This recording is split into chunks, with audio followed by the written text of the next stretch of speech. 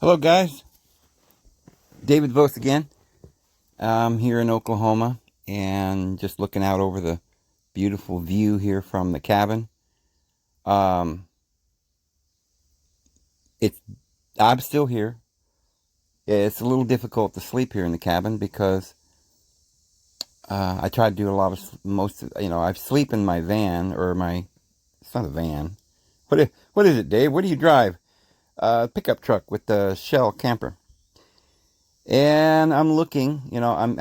I have done some traveling, looking around different places. So I spend most of the time there in the truck for now.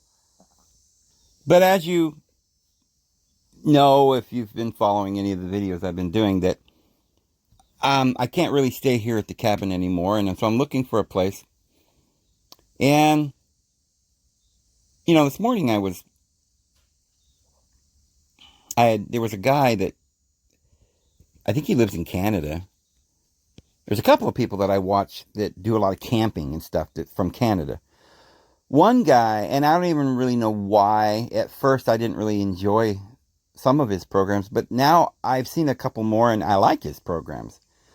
Just because he has a couple of good ideas about some things is really all that I noticed. And he's a decent guy and everything, but he does a lot of odd camping. Like he's got videos where he camps in culverts or behind Walmart or something. Crazy, I know, but that's just to show. He calls it stealth camping. I guess there's people that need to know that because they are homeless and they have to be near a town. They don't have a vehicle and camping gear and trailers and RVs and stuff, and they're not running around the country like, free American citizens, but that we're not. And that's getting very much harder. And I'll tell you some information that I am gathering. And it's very, very daunting. It's frustrating. Now this is getting serious. So I'm trying to figure out what to do. I mean, originally my plan was to have this 20 acres. I had water and it's off grid and I could survive without any city water or city garbage or anybody messing around with me or coming out and telling me what I got to do and what I can't do. And I thought, well, we're going into a great tribulation. There's no place safe except in the arms of Jesus, and he'll watch over us. But we need to do our own due diligence, make sure that we're, I don't think it would be right to just go to the middle of a war zone and stand up in the middle of the war zone and say, nobody can touch me because I'm a child of the Lord. Well, yeah, you're a child of the Lord, but as children of our Father in heaven, we have to use wisdom. There are consequences to just not having a place to hunker down. You've got to try and find a place where for a period of time you can feed yourself and live in peace. And I suspect there are going to be thousands, millions of people very soon that are going to be in dire situation. I just watched another Russell Brand. I mean, I don't watch the whole thing. I'm scrolling sometimes as I've got to do my videos and stuff, and I'm looking for pictures and stuff, and people send me stuff. And I happened to see a couple of minutes of Russell Brand talking about the reset. And he was pointing out that their plan is that we won't own any property. So I'm a little concerned for so many different reasons. But, if we don't own property, I mean, that's going to be happening here. This Nacera law that's going to be taking effect. There will be no ownership of anything. You'll rent it. A drone will drop it off at your door, and you will live in a rented home or a government FEMA camp. I don't know. This is what's coming. So I don't know, with all of our due diligence, whether or not we're going to be able to do anything. We'll definitely rely on the Lord, and we'll pray, and we'll use our wise judgment. But, I still prefer that I'd like to find a place that's out of the way, that has water, that not everybody can see me as they're going by. I'm kind of back in the woods or something. Because I've got all this dry beans and dry rice and stuff, and I'm trying to just make sure that I have that. And then it would be nice if I had a larger place where other people, if they don't have anywhere to go, could come out and find some camping area there. And we could help each other if times got to that. A dear friend of mine is working on such possibilities. And I believe that the Lord is guiding and directing his hand. He lives in Michigan. And he has just purchased a large area where he's hoping to build more or less a place of refuge for those who are just trying to live godly lives. That's something I want to talk to you guys about maybe in another video here coming up soon, because I need to know more about what's actually happening there. Because we don't know all the details at the moment. But so there's some things like that going along, and probably there are going to be people around the world who are going to gather together in certain locations. So we've got all that. But my own personal feelings is that it might be slightly better to purchase property, simply because that gives you some legal right to park there originally. And then if they stop ownership of property, I just think it's probably more likely that they won't just run you off because you had purchased the property. They may let you stay there. Just like we see right now, there are a lot of people that aren't even paying their rent, and they let them stay there. They're not interested in continuing on the present economy like they may be letting on, and all the supposed reset and all this. I don't think they really intend to go forward with some better life for everyone and some new reset. And everybody's going around, Q said, right, that everything's going to be fine. Don't worry. Trump's coming back and everything's going to be great. Well, look, I'm not looking forward to that, because Trump is definitely lied to us. And he's the one who sponsors and recommends that we go out and, So I'm not looking forward to that. And I don't have at this point, I'm not looking for any saviors in any politicians. We are beyond that point. Now, we had a Constitution of liberty, justice, and freedom for all, and I believed in that. It was a system where we could go and vote our own people in. We voted our representatives in, and it was a government for the people and by the people. But that's gone. We don't have that anymore.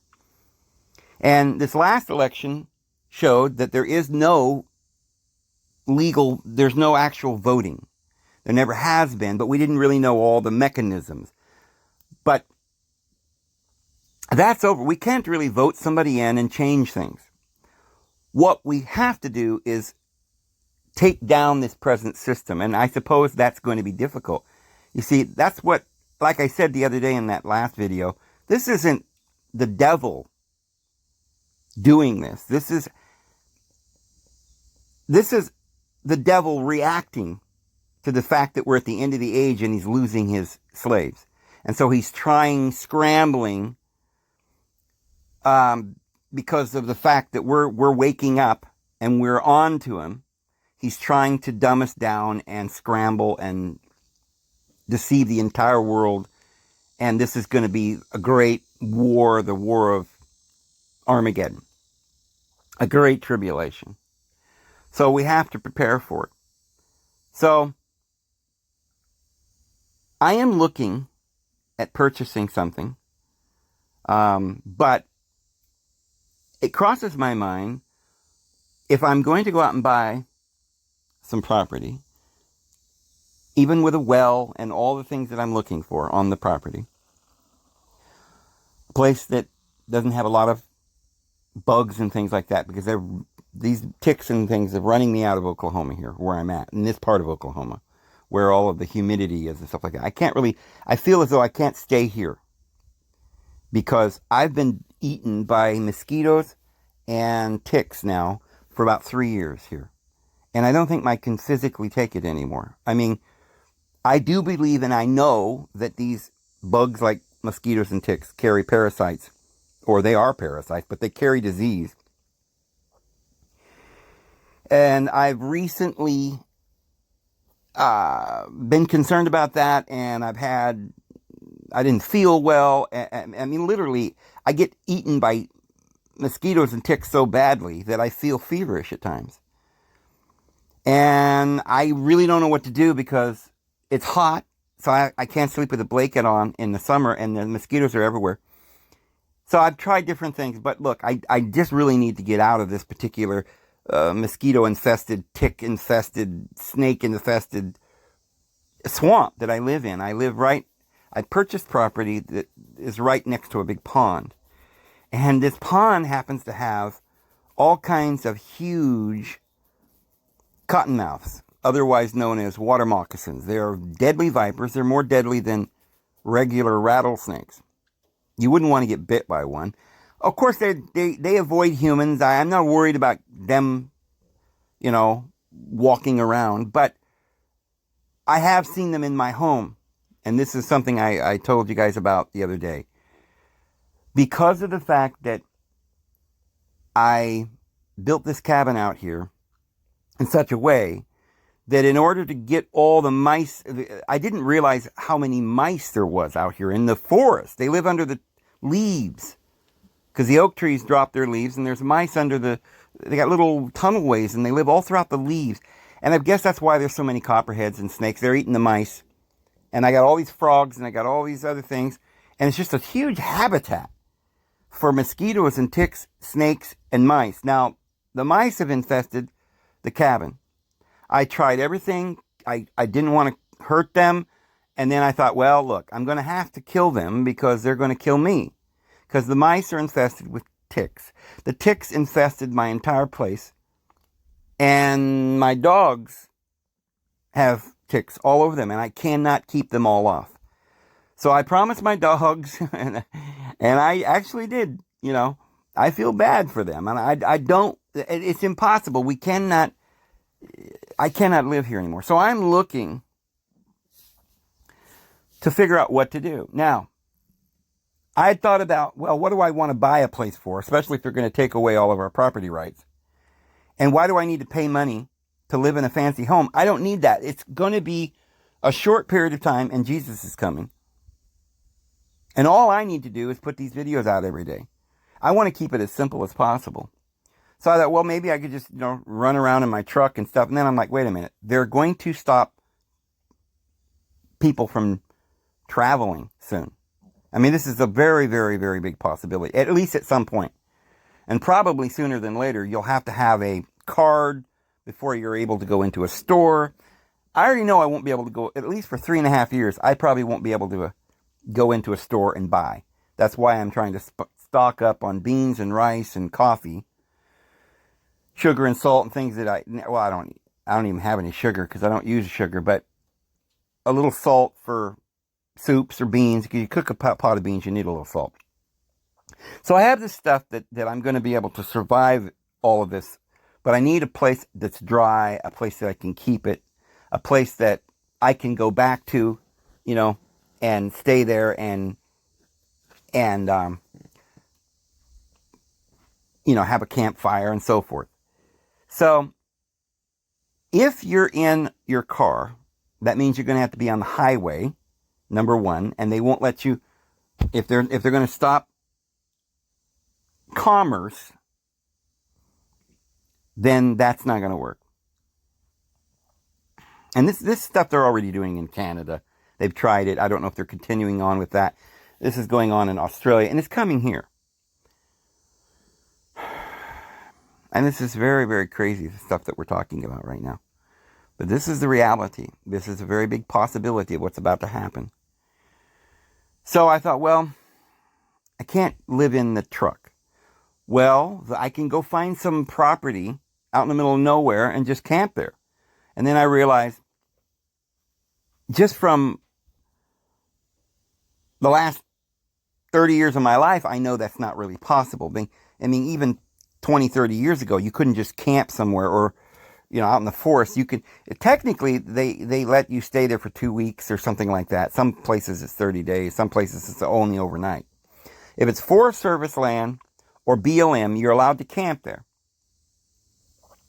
The thing of it is, though, is that at this point in our world, they're monitoring all of that land. And they're coming around constantly harassing you. I am also told, I was just accosted by a wildlife refuge guy. He had he was well armed. He had a belt with guns, and he had a bulletproof vest, and it looked like an armored vehicle. And he's out there patrolling the wildlife refuge in Kansas when I went up there. And we had a big discussion. I told you guys about that. But it dawned on me very clearly at that point that all the wildlife refuges in the Forest Service land, the BLM, is being monitored right now. And there are people, rangers and people, Forest Service rangers and BLM, whoever they are, rangers, running around with guns. They have armed them. And what that guy told me is it's illegal to have your dog on forest or on government land. You must have a leash on your dog. So I'm out in the middle of a forest. I can't keep my dog on a leash, right? I'm not going to. I will not put my dogs on a leash 24 hours a day.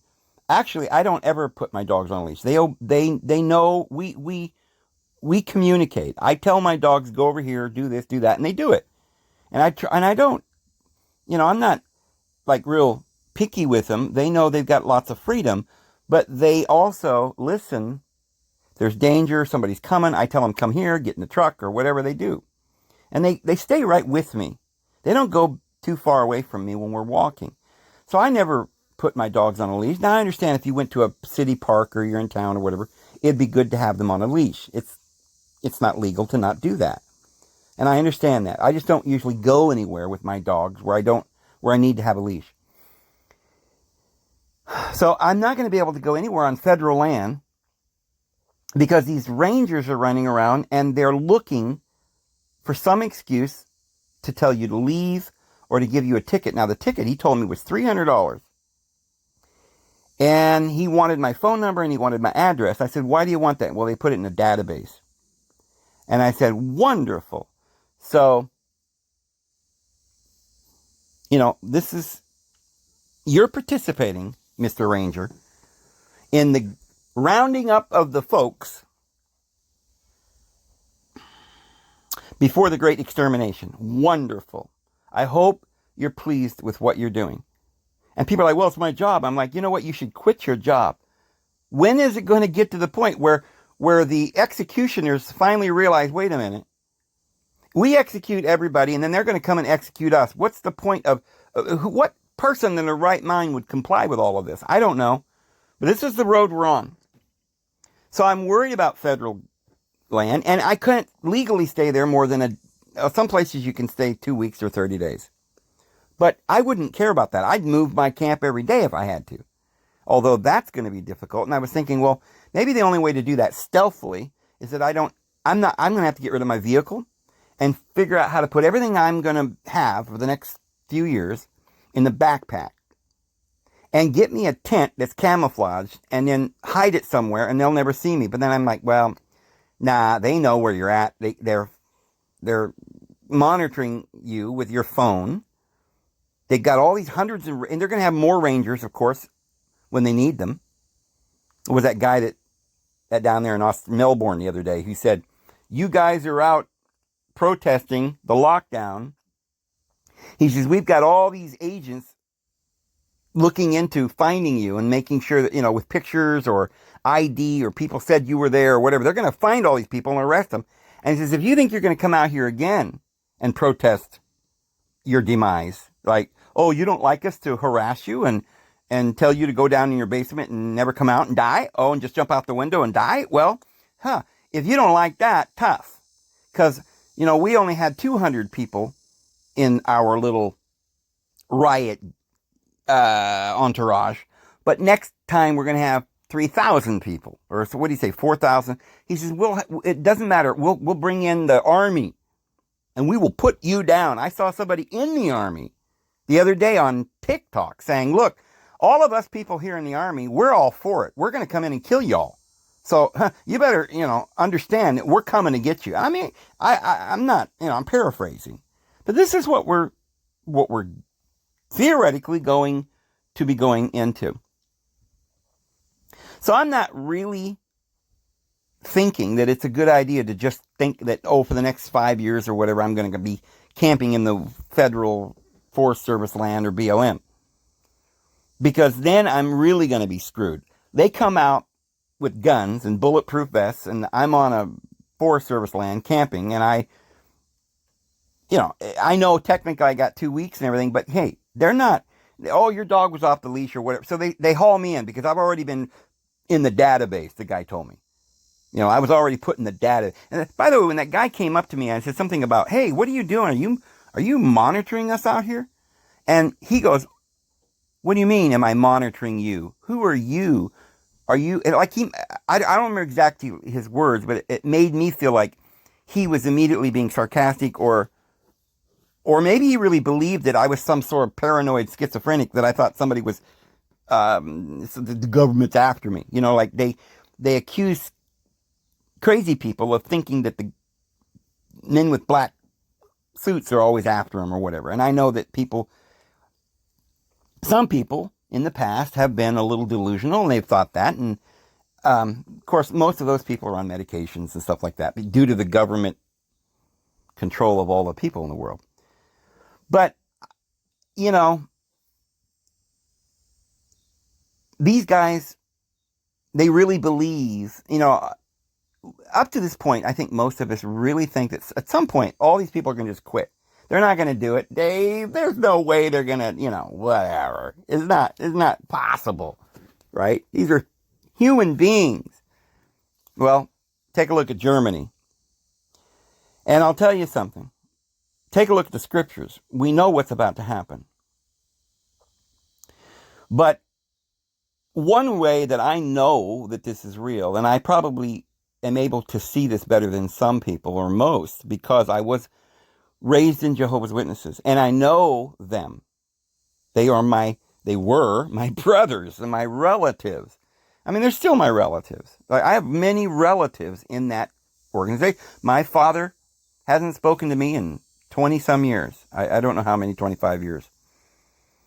And even then, he didn't really speak to me. Only because I kept going around, visiting him, and I don't think he liked it, really.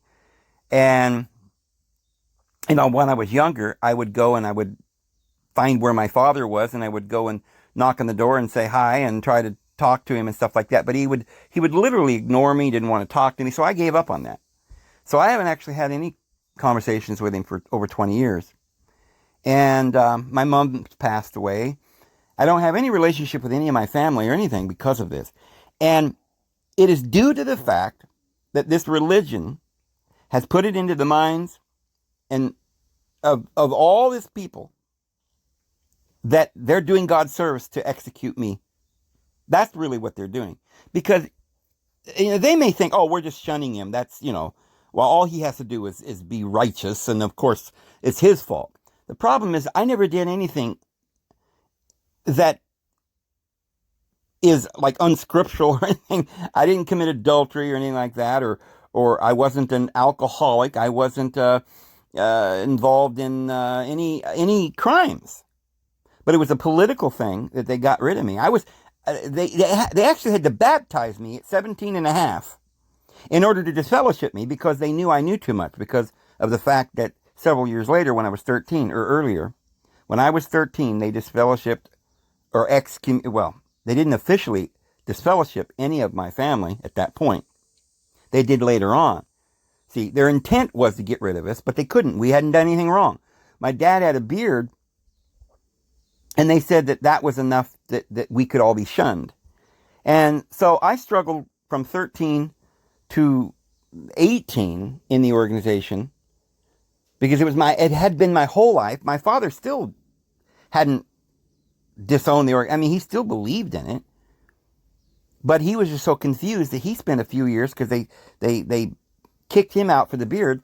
He spent a few years just wandering around, not knowing what to do. And I think at that point, my dad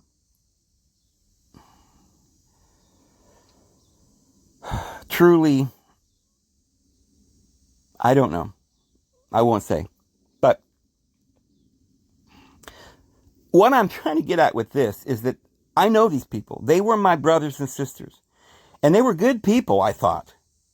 Better than good. I thought they were the best people on earth. They were always kind, gentle, wonderful people.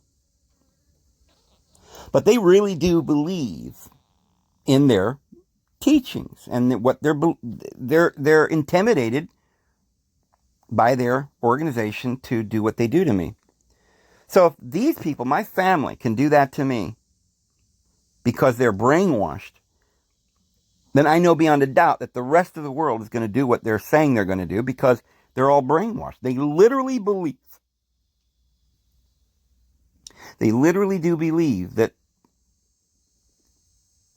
we're breaking the law, therefore we've got to be, herded somewhere and beaten and, gassed or whatever it is that they're doing in these riot areas, and told to go down in your house and never come out or whatever, all the stuff that's going on. There are a lot of people that have questions, that are a little, they're surprised by everything that's going on, but so many people are just going along with it, and it's really, really frightening. So we have to decide what we're going to do. This is going to happen. So I can't physically get through the next 5 years or so. I'm just saying that because I don't know how many years it's going to be. I can't get through it here in this swamp that I'm at. So I have to try to find another place. So we'll see what happens. But I was looking at the possibility of spending at least maybe a couple of weeks camping just right now until I find something. And so I thought, well, I'll go on the internet. First of all, I looked up to find out if it's legal to camp on BLM or Forest Service land. And it turns out that either BLM or Forest Service land, you are allowed to camp there for free. Most of it is, I think, 2 weeks. Some of it is 30 days. Some of it's overnight. Depends on where it is. So that's great. Now, I remember when I was a young person, I would, years ago, that we used to have maps, right?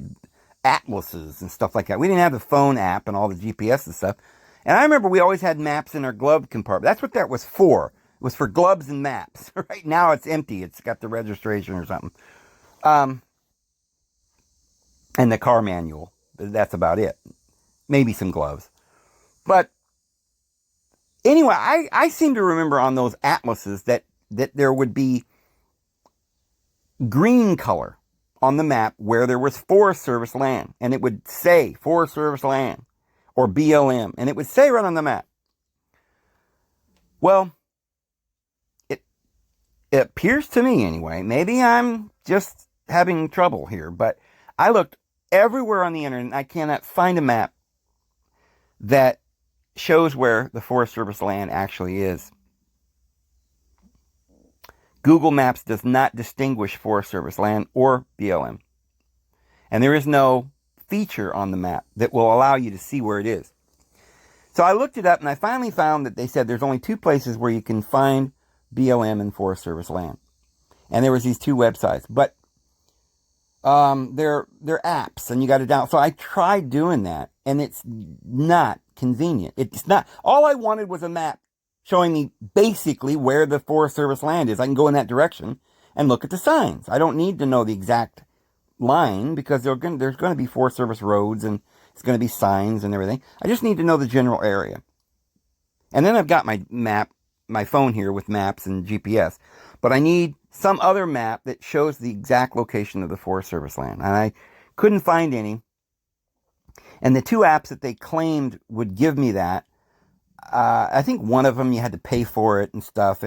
And I looked at it tentatively, and it just wasn't what I wanted, because it was like you had to scroll through pages and pages, and it would have a picture and then a name of that area, but it wouldn't show you where it is. You had to go through each of these parks or wherever they were, or these campgrounds and these Forest Service areas. You would have to go through each campground, and then, I mean, in other words, you'd have to know where the campground is to start with, to look it up. Because if you're just looking at hundreds of pages of campgrounds and areas to go from various locations,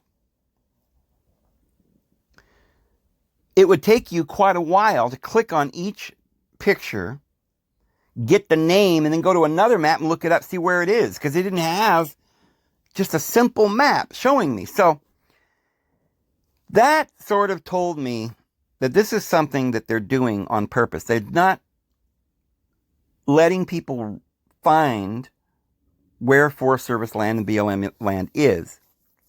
It's not convenient to find it. They're kind of putting it under the radar so that I guess a lot of people won't know about it, or won't know where to go or to look to find, because there's going to come a point here where people are going to need to flee, to find someplace to park or whatever. And if they don't have land, because if we rent something in town, they're coming in to these towns, and then if you don't have, you can't have a garden in the middle of the slum in the city, so you got to get out of the city. And it's going to be to the point where, like, if you're not allowed to travel or go into Walmart without this, thing, then things aren't going to be the same. So they know what they're doing, and they're trying to narrow it down so that everybody has to go into the inner cities, and then they'll be vulnerable to all these checkpoints and grocery markets, and you'll have to get a shot just to eat. And then if you don't comply, they'll take you off to a FEMA camp. This is what they're doing. Everybody's got to be tested, even if you had well, they're not. The whole thing's a complete whatever. Let's just put it that way. Guys, I can't say much. A lot of words I can't say and stuff. But what I'm saying is that I'm really in a quandary as to what to do. I mean, everything's fine right now, but we have a very short window in establishing where we're going to go to ride out the storm. I think we need to get together, some of us, but I don't think most people are going to do that until the last minute. So that is why I'm interested in making sure I have a place where I can go, and then my immediate family, of course. We all love our families. If my daughter needs a place to go, I'm dang sure going to make sure that if I can, we have a place where we can eat and be safe. And of course, friends and all those who love the Lord. Anybody who comes along, we'll be able to share what we have, and we'll get through this together. But right now, I've got to start figuring out. I mean, this is, to me, it's like this is this summer is it. I don't feel like I've got really any more time. Maybe through the winter, maybe, but I wouldn't be surprised if I just saw a video where this guy did this prank call. He phones his insurance company. And I have to be careful what I say here, the words I use. So remember, I'm talking a little vague, but he calls his insurance company up and he says, "Hello, I think I've got the Delta variant." And they're like, "Oh, okay." And he said, "Well, but how do I know I have it?" Right? And the guy said, "Oh, well, you can take a test to find out if you've got the COR, whatever." And he's like, no, no, no, no. I need to know if I've got the Delta. And they're like, well, we don't have a test for that. But you can take a test to see if you've got the COR 19. Well, the guy says, well, I need to know if I've got the Delta. The insurance company says, well, go to your doctor. And he said, well, how will my doctor know if you don't have a test? And he said, well, he's a doctor. He'll know. And he's like, well, how is he going to know if he doesn't have a test? There's no test to tell whether there is such a thing as a Delta. So they just kept arguing back and forth until finally it was obvious that there is no such thing, or they wouldn't have any idea if there was. So this goes all the way back to the COLD and the FLU. We do not know which of these. There's no test to know what variant. And all these years they were talking about these variations of the FLU and all that stuff. And we believed it hook, line, and sinker, but there is no test. And this guy proved it. But anyway, things are getting very, very odd and really frightening, to say the least. So living in my van or in a camper, I can't do that because vehicles will travel on roads and you're conspicuous and they're going to tell you can't park there and this is what's going to be happening. Buying a place is the best idea I can think of.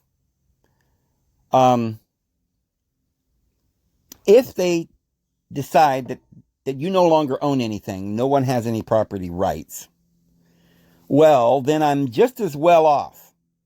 Now that I purchased it, at least, I'm not any worse off. Because if they make me leave, they would have made me leave anyway. If I was just wandering around in the forest, they're going to make you leave. I think you got a better chance at not being harassed if you've already purchased the property. And I'm looking for property that is out of the way so that somebody is not going to come and tell me, like a state that's not near New York City or Los Angeles or Dallas or Houston or something, but a place sort of out of the way where maybe I could get under the radar. That's what I'm looking for.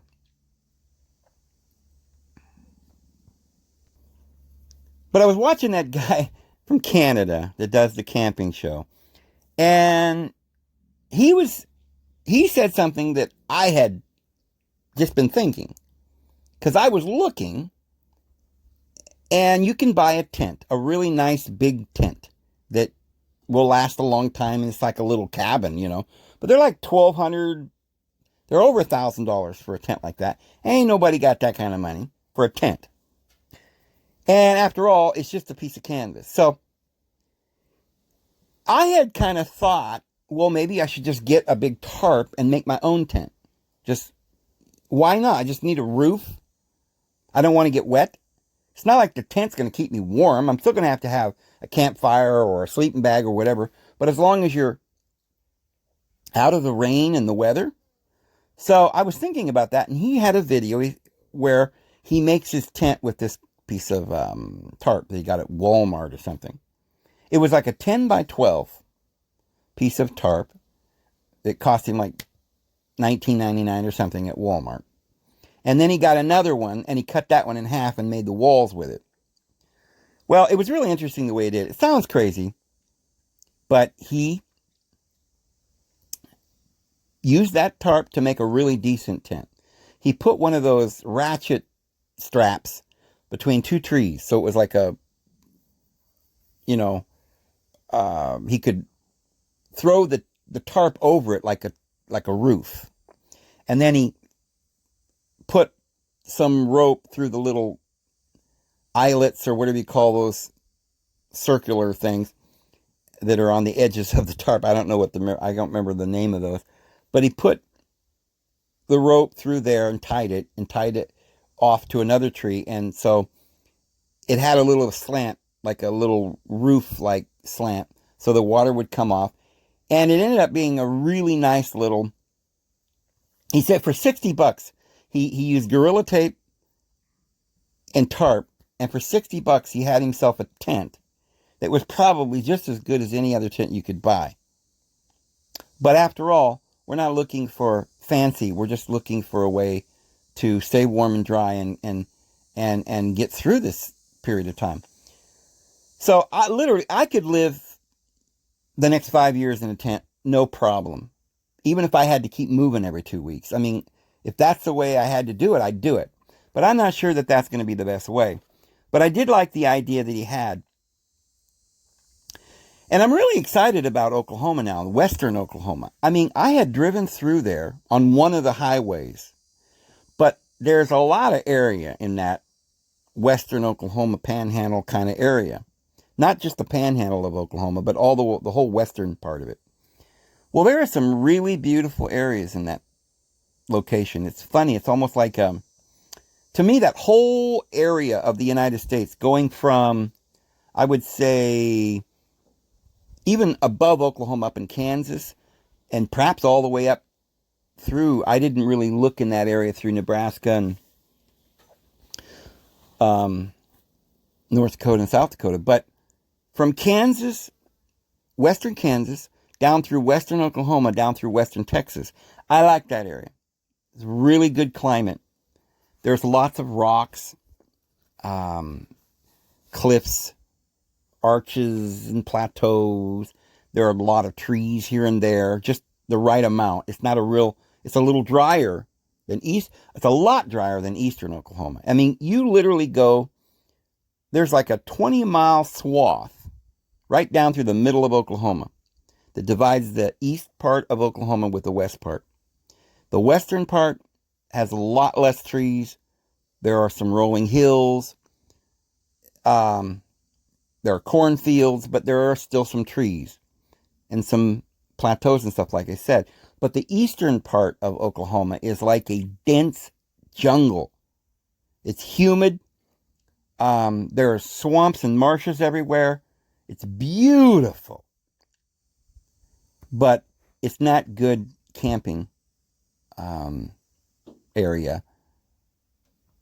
Well, you know what? It might not be as bad in other places, but like I said, because of the mice having the ticks, I think my little cabin has been infested.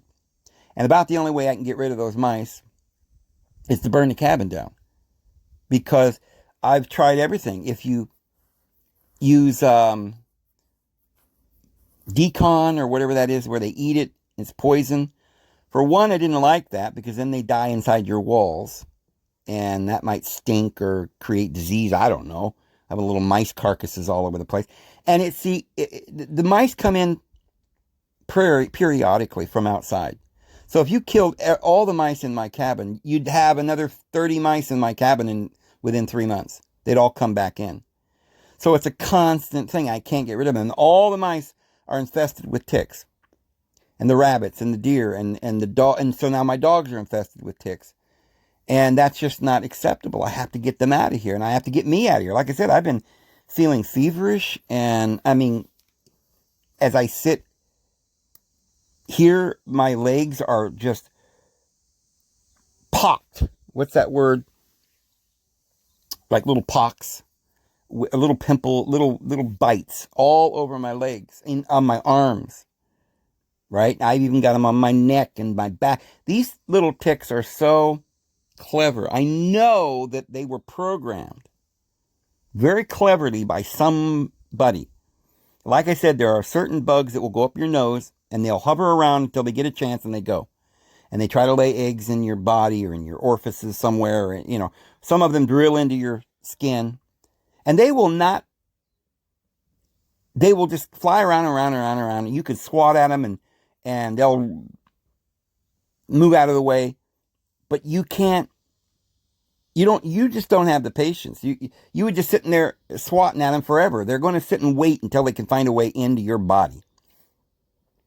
But I noticed that some of these ticks will crawl to your back shoulder blade. Or sometimes they'll, anywhere where where you can't reach them. That's one of their most favorite places. And I know that's what they're doing.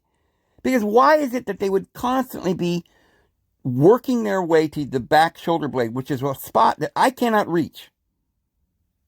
And so I will end up having a tick there that I can't reach and didn't know it was there for sometimes overnight or so. And it gives me a fever. It gives me the chills, literally. So I know they're definitely poison. And I've noticed that on the dogs, they do the same thing. They don't get on the dogs where the dogs can, get them off. They are on behind their ears and on their neck and down their spine where they can't reach them. So there's some kind of program. This is an evil. These parasites were very cleverly placed into our world to make us sick and to get rid of the population. I mean, that's the only... I personally don't believe that all these parasites existed in the beginning. I think that somebody put them here. So I'm dealing with that. And it's kind of funny because it seems like that might be a whole different thing to be dealing with at the same time that we're dealing with all this other stuff. But really, it's all related.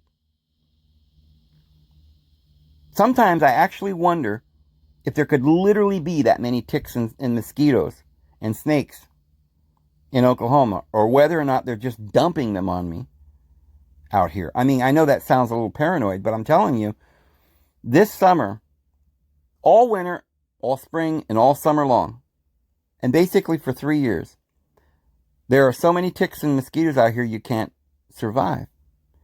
At some points, there are times when I go out and I can see the ground moving. At this point in the year, if I try to walk from my cabin to my truck, I will have 20, 30 ticks crawling up my legs. I've gone to the Walmart. There's this thing called permethrin or something. You get it in a spray and you can spray everything, or you can get it in powder. And it's supposed to get rid of them. Well, it does. It seems to make them lots less sparse or dense or whatever. More sparse. There's fewer of them when I do that for about a day, maybe 2 days. But it rains about every 3 days here, and then it rains it away. But even after I've done that, there's still ticks. Like instead of 20 or 30 of them, maybe there'll only be 2 on the way to the truck that crawl on me. And so I haven't been able to get rid of them. I've done everything because they're on the mice, and the mice are dropping them under the house. My dogs will crawl into the house. When they first came here, they used to crawl under there and sleep. Like when it's summer, it was cooler under there. But now my dogs won't even go under there. And I know why, because there must be a total infestation of ticks under my house. Be due to the fact that the mice are in the floorboards and the walls, and you can hear them all over the place. And they'll go down under the house. You can hear them drop down to the ground. They'll take off somewhere, and then they'll come back. And now I've got mice in the ceiling. I've got them in the walls. They're everywhere. It is really, really something that will literally drive you out of a place. Even if I went and hired an exterminator to come in here and get rid of all the mice, the mice would return. I really don't think it's possible to live out here without mice, ticks, and mosquitoes. And if I got rid of the mice, I'd still have ticks. Wouldn't be as many. And if I got rid of the ticks, I'd still have mosquitoes. You couldn't get rid of them. And the mosquitoes themselves, all by their little lonesome, is making it impossible for me to live here. And of course, the snakes they're coming into my trailer and cabin because of the mice. So, as I'm sitting here, I'm realizing that, man, this video is going to be really kind of, feel like I'm just being really negative here. I'm not trying to be negative. I'm just saying that, and don't worry. I mean, I'm fine. Like for the summer, I'm fine camping in my truck. I'm actually very fine. I'm just worried about what's going to happen if I can't find some place to go permanently soon. And I know there are a lot of people that have invited me, on their property, or I can come here, or I can come there, or whatever. And I appreciate all of the offers that you guys are making. But what I'm trying to do is find a place that before this whole summer is over, before this all gets going, where not only can I survive, but my daughter and my friends and my family and those people who need it.